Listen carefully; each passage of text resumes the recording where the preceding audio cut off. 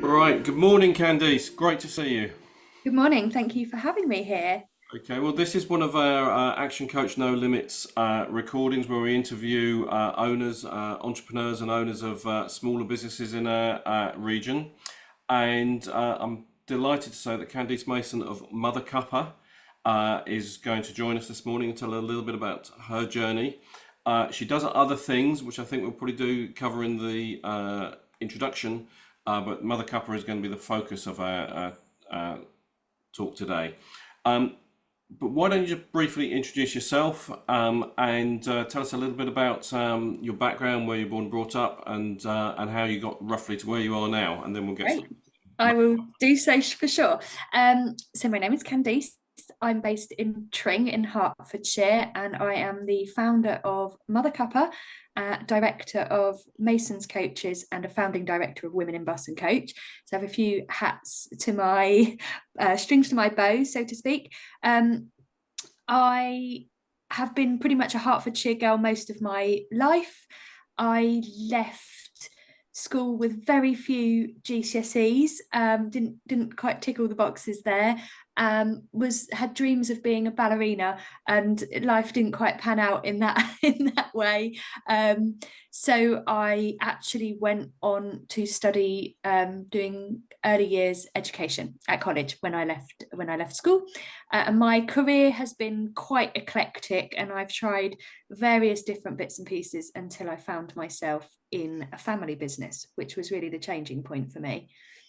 That family business being Mason's Coaches, That's correct. Yeah. which you're a director with your husband, is that right? With So my it's a husband. long Yeah. established Yeah. firm, isn't it? Yeah. Yeah. So we've a fleet of 28 vehicles that my husband and I run together. And that, for me personally, I have absolutely loved from the day I started there, just loved running the business side of things. I mean, it is an absolute beast of a business. It operates 24 hours a day, 7 days a week, 40 odd staff, all working different shifts and patterns and what have you. So it's a real beast, but we've really taken that business from a very small independent sort of family business to what it is today, which is a big business and employs a lot of people. Just to be clear for people, it still takes up quite a bit of your time. Although I think you've been that the amount of time you devote to it has changed a little bit out since COVID. Am I right in saying that? Yeah, that's true. I didn't leave school thinking, boy, do I wish I could run a coach company. So when, like all people in the lockdowns, I mean, that business was really impacted by the lockdowns. We've worked incredibly hard to get that business back to where it was. But during that time, it was a little bit of headspace for me to think about what did I really want my future to be. Pre-pandemic, my husband and I eat, slept, breathed that business. We were in it, the thick of it. And we'd grown it really well, but we were still answering the phone, taking the bookings, doing the driving, that sort of thing. And that didn't feel like that's what I wanted to be spending all of my time doing. And I wanted to go down a route of starting a second business. I felt that I'd really done a good job of the service side of things. I was really curious about product type businesses. So for us, the first steps in even being able to think about a second business was that we needed to get Masons running pretty much without us needing to be there every single day. And that process has taken a good sort of 3 to 4 years. Probably like many businesses, prior to that, we had never had a holiday without our phones and laptops and things like that. So it was those life goals where you have a bit of a life, but Yeah. also that I had this dream to start a second business. So first of all, get Masons running, best part without me. And I'm right. So do you work with Simon Elton from Action Coach? Yeah, that's Hello. correct. Yeah. Yeah. So for me, I mean, we'd never thought about working with a coach. That was not on our radar.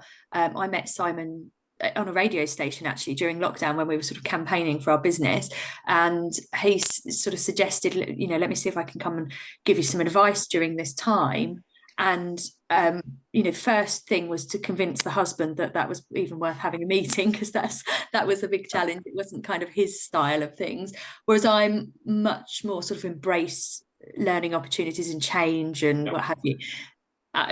It has completely changed how we think about how we run our business and what we want out of our life. It, we really had stopped learning. We just were doing the doing. We'd grown, but it had been very natural, and it had been very sort of reactive growth rather than thought of and planned growth. And like I say, we were doing literally everything. Okay. There wasn't a bit of the business that we didn't touch. So the work with Simon allowed us to see that there was a possibility of us not needing to be the people answering the phone, and to really think about what were our skill sets and where were they most beneficial in the business in helping to get it systemized and to grow it. So so I would say that's been a complete game changer. Okay, well that's great to see that journey, and that's created the space for you to develop Mother Cuppa, which is great. I just want to touch very briefly, because you obviously care deeply about the coach and transport industry more widely, because you also have a role in women in bus and coach. Is that Yeah, that's I know correct. it's relatively new, but that's obviously sort of quite an important national organisation. Yeah, so the bus and coach industry was not one of the businesses that was included in kind of financial support during those lockdowns, and we were a bit of a forgotten industry. We're quite a small industry. I think there's about 3,000 operators up and down the country, so it is relatively small. And I got involved in doing a lot of campaign work, and that has led on to various other bits and pieces. So I now advise on the Department for Transport around staffing and different bits and pieces that are going on in the industry. And I kind of made a bit of a name for myself, not deliberately. It's just that's how it happened. I was able to sort of articulate a lot of the challenges that independent family businesses were facing. So as a result of that, when somebody decided to start a women in bus and coach, of course I just felt like, yes, I need to be involved in that. So I was originally on the steering group, representing the coach industry and what that was like as a female. We're only 10% of the industry. There is even less in leadership roles, and that's across bus and coach. Often what you'll find in the coach industry in particular is it's a male fronted family business, and there's a lady in there working her little socks off, doing most of the work, but there's just a male counterpart at the front there. And so when I was asked to be a founding member on the board, I literally just jumped at it. So I'm a real big advocate of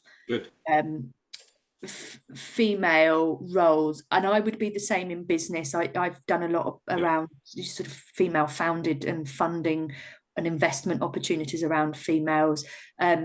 So yeah, I feel like I'm in a position to act as a somewhat role model and to really articulate what's going on in the industry, and hopefully create some changes. So it's very exciting. I'm enjoying that. Excellent. Okay, well, look, we've got a sort of a rounded background, but I knew there was quite a lot more to Candice than just Mother Cuppa. But we now want to talk specifically about the newer business that you've set up, which I think is really interesting, both in the market, it's the product itself, but also the market you're targeting. So just tell us a little bit about how did you get into Mother Cuppa, and just for people who might not know exactly what you offer, tell us a little bit about the product, and then about how you got there. Yeah. So firstly, Mother Cuppa is a deliberate play on words. So everybody who's just had a little snigger at the name, you're absolutely along the right lines. So it's a bit of a longer background story, but I was diagnosed with endometriosis in late teens, early 20s, which is a hormone condition. And I was on a lot of medication. I underwent quite a major operation, and then I was placed in a medically induced and reversed menopause. So when I finished that treatment, I really didn't know how my body felt, what it was supposed to feel like, because I'd been under medication for so long. So decided that I would start exploring what the natural options were to health, women's health hormones. And I got introduced to medicinal plants as an alternative to modern medications. So, alongside exploring medicinal plants, I was also eating well, changing some of my lifestyle, exercising differently, that sort of thing. But it was the medicinal plants that really, really fascinated me. And I would every week be in and out of the local health food shop, which is still in Tring, although it's owned by somebody different. And I would be picking up all sorts of ingredients. And she would always say to me, well, you need to just put that in a tea. It would be really a great way to imbibe a medicinal ingredient. There's a lot of history around medicinal ingredients and what they've been used. So I found the subject incredibly fascinating.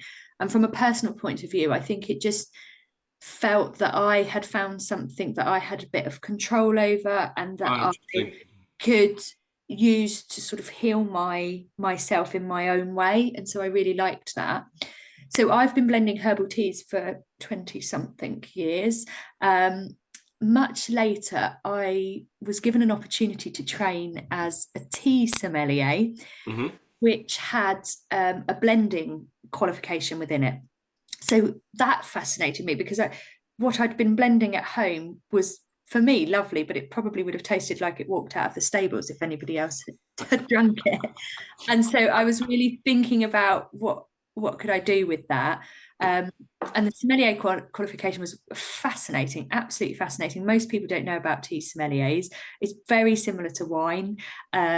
Tea pretty much all comes from one plant, the traditional tea that you drink at home probably, and how that's sort of grown in the regions and the altitudes and things like that will produce quite a different crop. And then how it's manufactured will, you will get your green teas or your black tea or white teas or yellow teas from that. So I found that side of it and the history side of it really interesting, but it was the blending bit that was fascinating. So in the lockdowns, I had some health issues that I thought was just stress of what was going on. And for me, I've always turned back to my blends and different teas and ingredients that could help me. And obviously, James and I had been having these conversations about what we were going to do and what was the future going to look like. Anyway, my health was not great. So when I finally got myself off to the GP and had some tests done, they basically said, oh, you're now in early menopause. And we think that's as a result of the treatment that you've had previously in your hormone journey and what have you. And I'm not going to lie, I felt old before my time. And I felt really like, oh my God, I've got to start planning my retirement. I'm in menopause now. What's going on? I just had a little bit of a wobble for a little while. And so then that's when I thought, well, I'm going to launch this business, because if I don't do it now, I might never do it. And sort of little moment of feeling like you're running out of time, which of course I've got my head around and is completely untrue. And I've got lots and lots more years and ideas in me. But yeah, that just kind of gave me the nudge I think I needed. And I'd been sitting on that idea for Mother Cuppa for a little while. So that was just kind of. So how long are we talking about? Is that a couple of years ago? How long? Yeah, so when I actually launched Mother Cuppa at the end of 2022. Right. And I'd probably been playing around with that idea for a good sort of 18 months, 2 years prior to that. And maybe just not having, I guess, the balls to do it and just to say, right, now's the time. So that was the little kick I needed to. So as a sort of trading business, about 18 months as we're talking. Yeah. So I think we will be 2 in October of 24. So. Okay, very good. And so, but within that, you sort of made on your journey with the sommelier and learning about the product, and there does seem to be a bit of a theme for you having gone on pretty big learning journeys throughout your career, or been enthused about learning new things. Because you didn't have much experience in business when you first got involved in Masons. You've obviously got a lot now, but then you're going into something that was an established family business. This is actually a complete startup. It's quite different. But just tell me about you transitioned. I think you made a personal change, which I think might be relevant to a lot of people, from coffee to herbal teas. How did you, and was this part of the process when you were younger, when you first started exploring it? Just tell people a little bit Yeah, about so I probably that should transition. explain, which I don't think I did explain very clearly in the beginning there, is that what I produce now is a range of herbal teas to support women's health and Yeah, hormones. So I so caffeine is a really interesting conversation. Caffeine affects people in completely different ways. So what it does to me will be different to what it would do to you or to the next woman or the next man. And I had been having some challenges around stress, and that was affecting my cycles and my hormones. And this is going back about 15 years ago. And I read an article that basically said that caffeine interacts with your adrenal glands and it spikes your cortisol levels. And cortisol is your stress hormone. And then there were some conversations around what that was for somebody as a sufferer of endometriosis and female cycles and things. And I just thought, do you know what? I'm just going to give up caffeine for 28 days and see, right. do a little cleanse and just see how I feel about that and if it makes a difference. Well, I was so ill the first week with headaches and Really. feeling sick that it just left me thinking this cannot be doing any good to my body if I feel like this. And subsequently have really enjoyed being caffeine free and haven't felt that I've needed to add that back into my life. Okay. And so, yeah, I have personally chosen to go on a caffeine So free. the Yeah. initial 28 days, the start of that was a bit, although it made you realise what you might need to do, it was a bit of a challenge in the first. Yeah, in that first week. Yeah, if anybody's ever tried to reduce Yeah, their coffee, I it's know people who've gone on a similar journey yeah. through coffee, but also actually somebody on Diet Coke as well. Actually, Yeah, so that's a and, really similar. Yeah, so I yeah, mean, ultimately, it's a stimulant and it's an addictive stimulant. And the caffeine that you get in coffee is quite different to the caffeine that you get in tea. yeah, So tea comes from a compound called L-theanine. It is much slower releasing.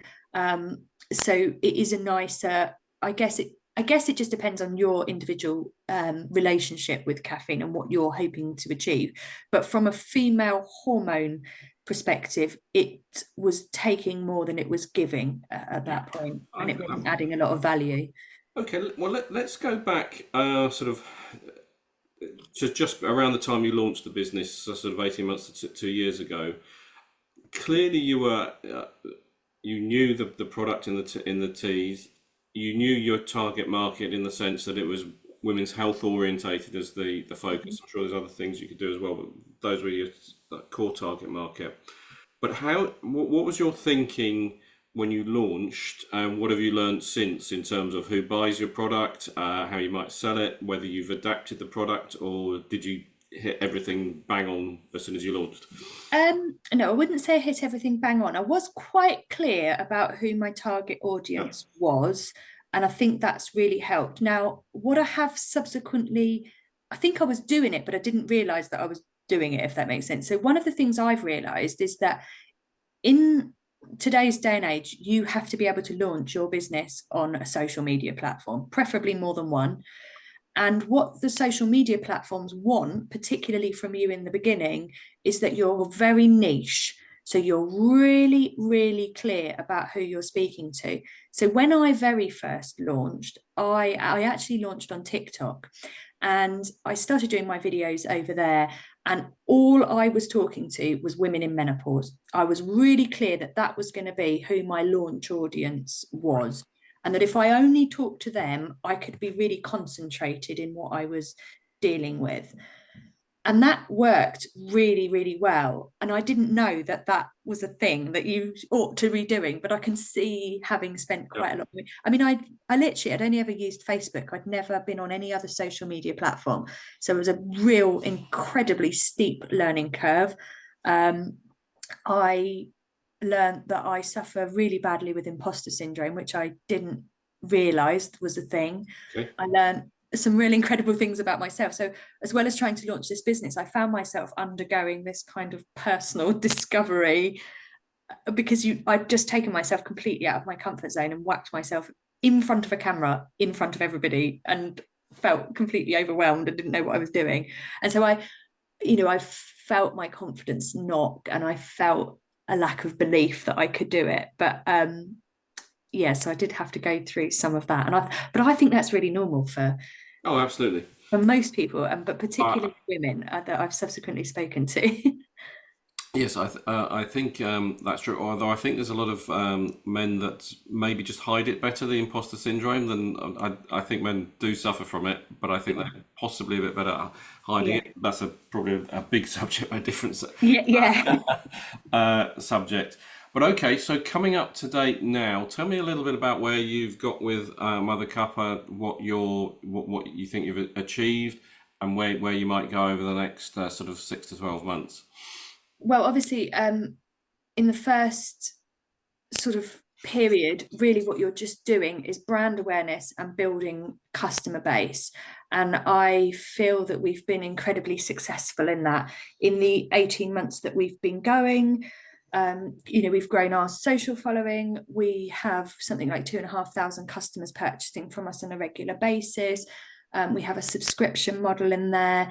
Um, for me, it's been about the growth of the business month on month and looking at all the potential income streams that we can add into the business. I don't just talk to menopausal women, although mostly I still do, but I've got women who are undergoing cancer treatments or who maybe have hormone conditions like myself. Right. So I've been able to kind of broaden Yeah. my audience a little bit. Face-to-face events have been incredibly impactful for the business because it's a product that people can sample and try. Yeah. And sometimes you're talking to people about quite vulnerable spaces in their life. Some women in menopause are flying and some are having a really, really tough time. And so you often find those conversations can be better had face to face. So I've feel like we've built a real relationship with our customers. And what sort of events would you do, and sort of give us an example? Nearly all female focused Right. events. So when I started picking how do I get my brand off the ground and how do I get it in front of people, I think one of the real key lessons to anybody, if you're going to do that, is where are your crew hanging out? I mean, Right. it helps that I'm part of my crew. I am a woman in midlife, so it was quite easy to know Yeah. where they were. But then my crew are not hanging in the pub on a Friday night. They are hanging out at the yoga studio at 8 a.m. on a Sunday morning. So it was really thinking about where my people were, what their sort of buying habits were, what other brands they were interested. I did quite a lot of collaborations. I did a lot of live collaborations online that grew my audience and grew my following. I'm trying to think what else I've done. Just really thinking about where my customers would spend their time really and trying to be there. So I've been picked up by quite a lot of retreats and day spas Yeah. and sort of meditation and Pilates and yoga studios. And that's definitely where my ladies are hanging out. And that's mostly because they're looking for all of the holistic ways to Right. support their bodies. So yeah. Very good. And do you think in time you might go down a more traditional retail route, or do you think you're very much going to be an online sale because you're predominantly Um, online now? I know you do events, and as you've just described. Yeah, so predominantly online. I don't feel like it's a product that would be on a Tesco's supermarket shelf. I do feel like it's a product that could be on a Selfridges shelf. Right. So I've done that quite deliberately. I wanted my product to be really, really beautiful, and that's where my vision is that I could see it on the shelf of Selfridges. So that's my little Yeah. dream in there. Um, it's too high price point for the likes of Tesco's. Yeah. I did have some conversations with Holland and Barrett. Decided that wasn't the right time for that route, just because some of those retailers take so much of your margin. Yeah. As a startup brand, it's just was the wrong place to be. And I actually feel like if we can get a bit more momentum, we Yeah. can get some of the minimum order quantities down, then potentially those retail options that would be suitable would be more profitable to the business. But it's not something I'm gun-hoing for at Yeah. the moment. Okay. That makes sense.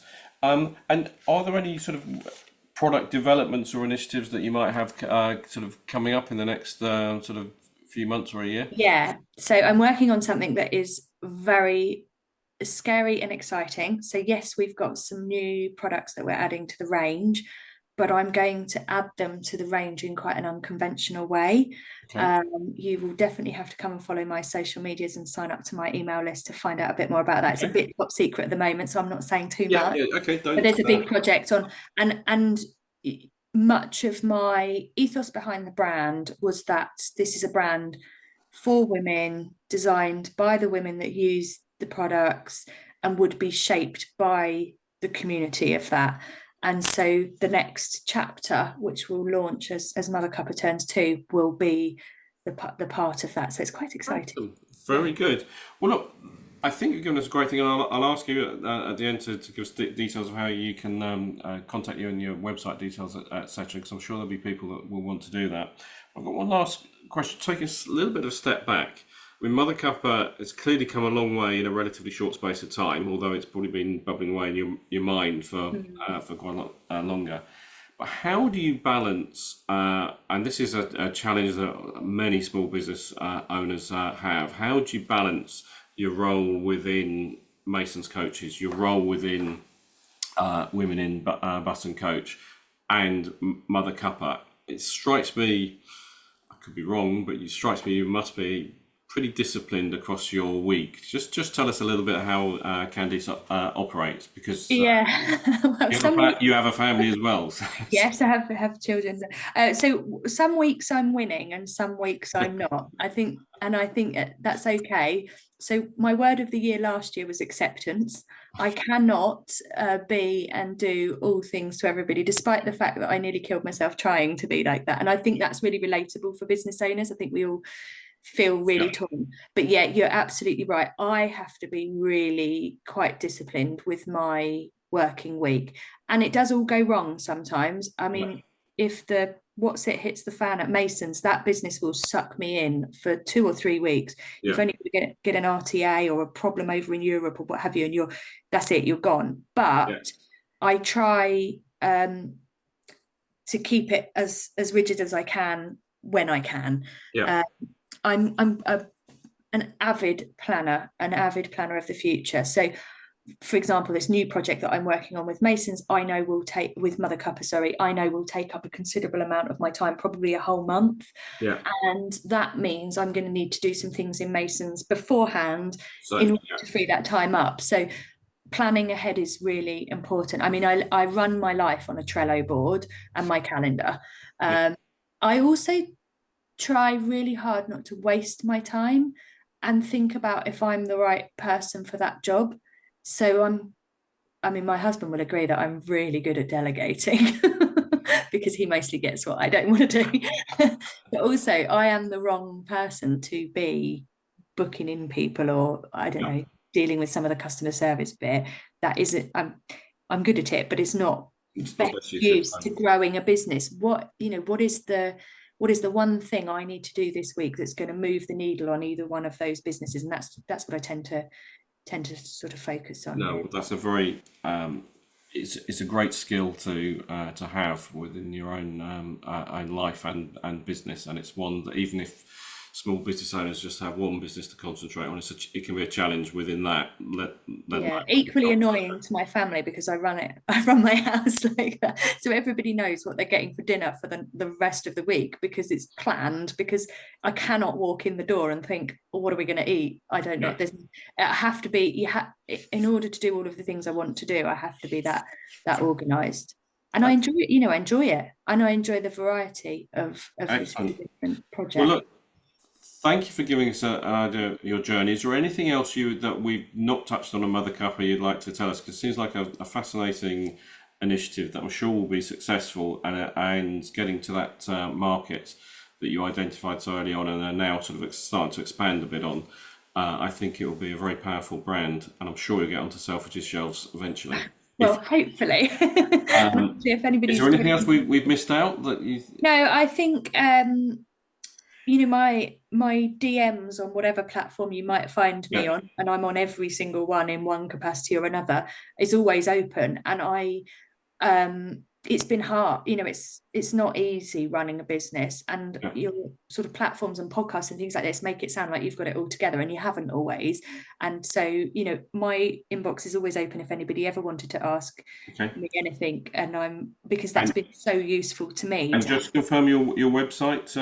So you can find me on mothercuppatea.com, Mother Cuppa and Tea. I am on with the same handle on social media platforms, and I am Candice Mason on LinkedIn.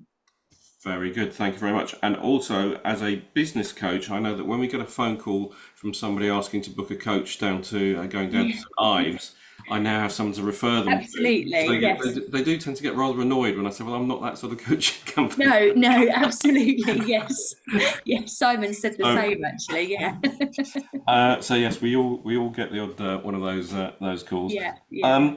Okay, well, look, thank you very much for your time today. I'm Thank sure you for everybody having that me. listens to this, it's a great initiative. It's great learning a bit about the person behind the initiative as well as what you're actually doing with Mother Cuppa. And thank you for your time, and thank you for everybody listening. And get in contact with the Candice if you want to learn more about herbal teas and how it can help women's health in particular. Perfect. Thank Thanks you. for having me, Nick. Cheers.